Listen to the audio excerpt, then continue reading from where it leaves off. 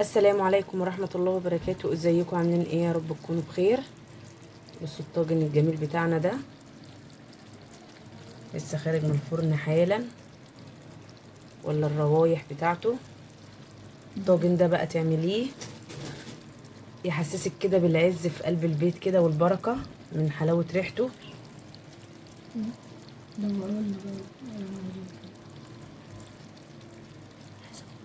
يلا نشوف الطريقة عملناه ازاي.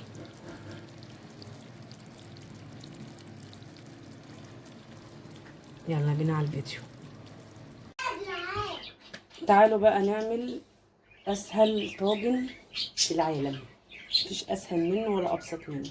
مكوناته عباره عن لحمه وبصل، شويه ملح وشويه فلفل اسمر فقط لا غير. ممكن اضافه زياده فلفل اخضر لو انت حابه تحطيه. تمام. فلفل، التوابل فلفل اسمر وملح. طبعا الاساسي بتاعنا الطاجن.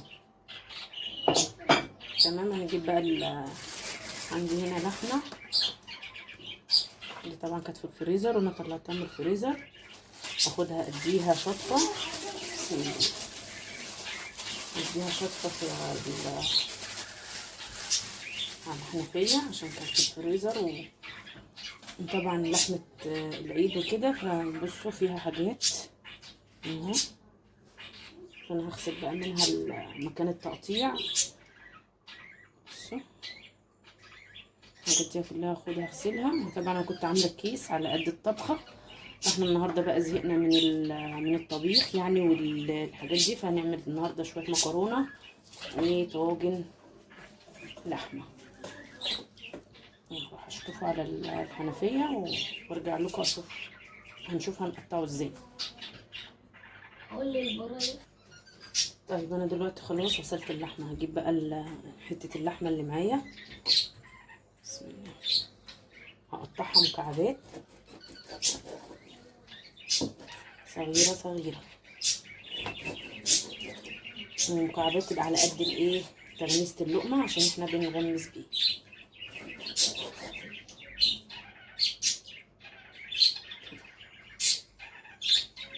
واحط في الطاجن عشان هنشوف هنعمل ايه دلوقتي. طبعا انا ايه عايزاها تقطيع ايه كده صغيره عشان خاطر تستوي معايا بسرعه، عشان انا مستعجله ما عنديش وقت يعني ان انا ايه اسيبها في الفرن عشان تستوي معايا بسرعه. بصوا بقى بيبقى في حاجات زي كده بقى ايه من اللحمه، حاجات ايه قرقوشه والعظم والحاجات دي. فدينا ايه بخليها مثلا اعمل بيها شوربه، اكون هسلق لحمه عشان ايه تستوي في الشوربه عن زي كده. في حته لحمه اسيبها، يا والله هنا كده. طبعا اللحمه دي او الطاجن، اللحمه دي بتحتاج يبقى دسم، مش عايز لحمه حمرا كده صافي. طبعا زي ما انتم شايفين عشان اللحمه عندي حمرا زي ما انتم شايفين، فانا ايه استعنت حتتين دهن كده كانوا عندي. هو مش عندي ولا حاجه، هو جاي مع اللحمه يعني، فحطها مع اللحمه عشان تعمل شوربه وكده، على اساس ان انا كنت هسلقها. طبعا الجميع بتحتاج كميه بصل كبيره، اساسي فيها كميه البصل الكبيره. هقطع بقى انا كميه اللحمه اللي معايا وارجع لكم تاني. خلصت بقى كميه اللحمه وحتتين الدهن دول اللي انا قلت لكم عليهم، تقريبا ده البوش او مش عارفه بقول عليه بوش ولا دوش. قطعتهم كده مكعبات، هم كانوا جايين مع اللحمه يعني، فحطيتهم يعني كده مكعبات كده عشان خاطر ايه يبقوا معروفين يعني، عشان اللحمه دي لما بتستوي بتغير لونها كلها ببعضها. بس كده، وهي اللحمه كلها قطعتها اهي مكعبات. نركب بقى الطاجن ونجيب البصل. الطاجن اللحمه في الفرن يا جماعه بيحتاج بصل، كميه بصل كتيره. تمام. فانا عندي هنا البصل اللي هو الصغنطوطي ده نقيته، وجبت السكينه الصغننه دي على قد البصلايه وهقشره.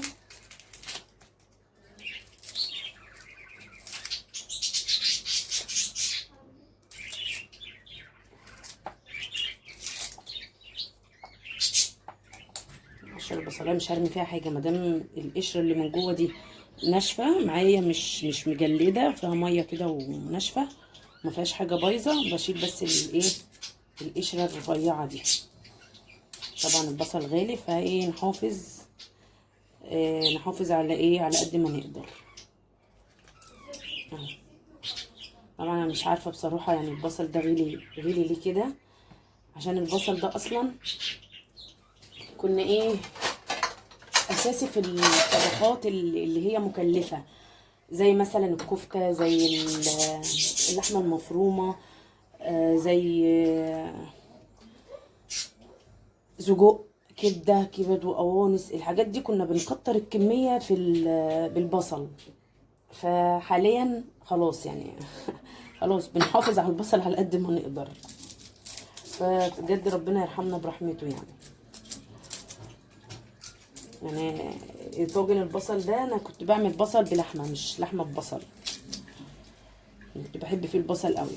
طبعا هي زي ما بقولك بقى القشره اللي من جوه بتبقى ايه ساعات فيها حاجات زي كده. نسيت اشغل الشفاط. الشفاط البصل بيحرقني في عيني، بيشفط ريحه البصل. طيب هقشر بقى انا الكميه اللي انا عايزاها وهرجع لكم تاني عشان اشغل الشفاط بالمره. خلصنا تقشير البصل. هجيب بقى البصلايه وهقطعها اتنين كده، عشان انا ايه هقطعها مكعبات كبيره.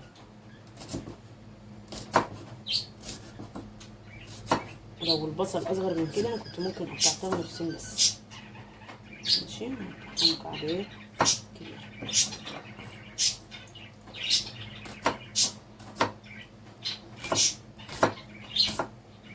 زي الشيف بقى، وقطعهم بقى كلهم زي ما قلت لكم كده. قطعوا ايه كده.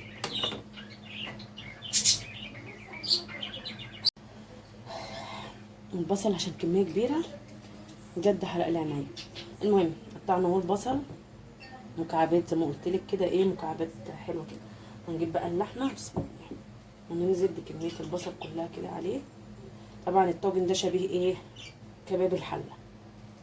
ماشي، بري اللحمه هتخس او هتكش مفيش مشكله. التوابل بقى اللي قلت لك عليها الملح والفلفل فقط لا غير. ممكن نحط لها شويه ايه، ثواني هجيب شويه بهارات، شويه بهارات بس.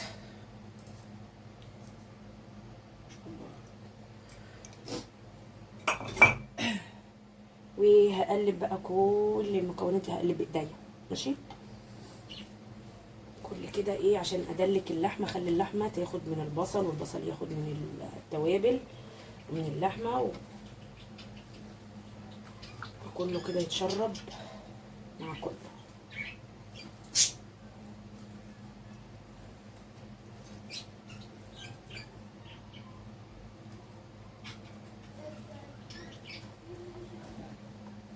وبس كده.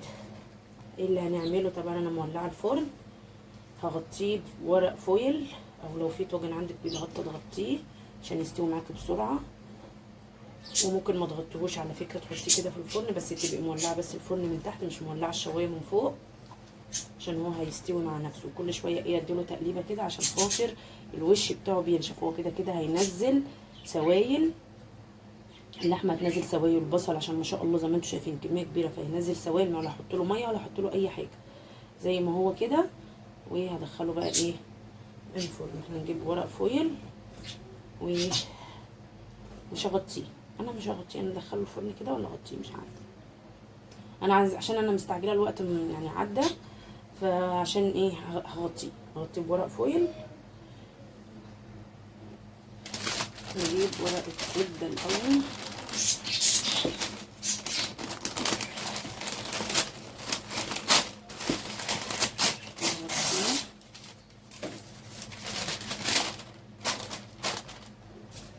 الزوايد دي هشيلها عشان خاطر ما تتحرقش.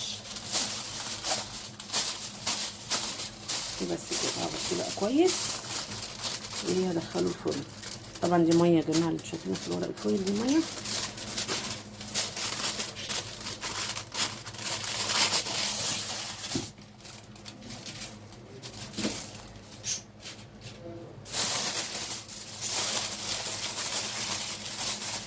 طبعا زي ما قلت لكم انا لما بيكون عندي طاجن زي كده من غير يد بحط له ايه، بحطه جوه صينيه الاول، صاجه الفرن الاول، عشان يبقى سهل عليا ان انا اطلعه واتابعه واشوفه استوى ولا لسه.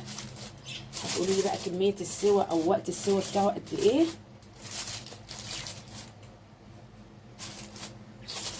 تابعيه بقى عشان خاطر كل فرن بيختلف من الفرن للتاني. يعني هو هياخد من ساعه لساعه ونص في الفرن ان شاء الله يعني، وحسب برضو تقطيعه اللحمه وحسب نوع اللحمه نفسه بتاخد سوا معاكي ولا مش بتاخد سوا. بس هو السوا بتاعه المعتاد يعني من ساعه لساعه ونص. هدخله بقى الفرن على كده ونشوفه ان شاء الله بعد ما يستوي.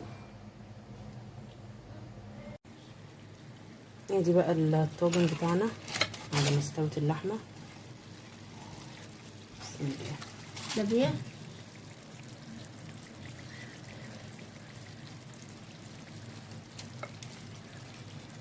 يا جميل ويا جميل. اسهل طاجن. عجبكم بقى الطريقه؟ ما تنسوش اللايك والاشتراك، والسلام عليكم ورحمه الله وبركاته.